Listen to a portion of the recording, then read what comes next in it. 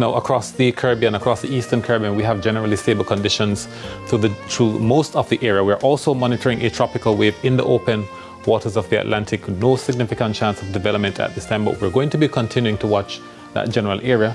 Across the Western Caribbean, stable conditions, high pressure building across most of the West, and we can see the trough extending into the Central Caribbean from the passage of Melissa, now over the open waters of the Atlantic, of the Caribbean rather, expected to be affecting sections of Cuba and the Bahamas over the next few hours.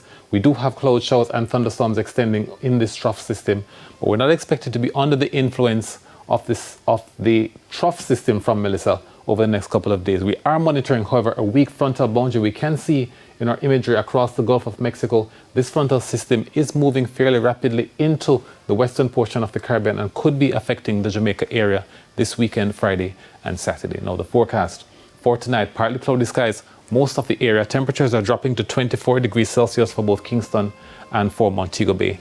Partly cloudy skies are expected in the morning tomorrow across most of the area, while for the afternoon, look for more of those isolated afternoon showers developing from the daytime convection. We do have temperatures reaching 33 degrees Celsius for Kingston and for Montego Bay.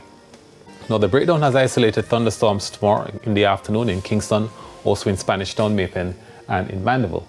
We are expecting some shower activity as well for the southwest in Savannah, Lamar, Black River, and Santa Cruz, while it's partly cloudy in Negril. Also in Port Antonio, we're expecting partly cloudy skies with a few showers likely in Port Maria.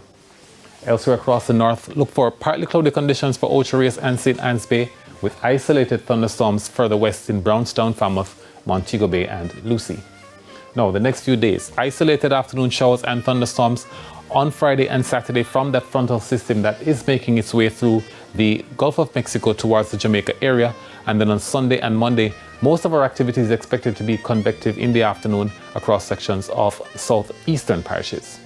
Now for the marine forecast. We're expecting on the north coast tomorrow, winds are out of the northwest at 10 to 15 knots. Wave heights are between 1 and 1.5 meters. Now on the south coast, expect a southwesterly wind regime at 10 to 15 knots. The wave heights are between 1 and 1.5 meters.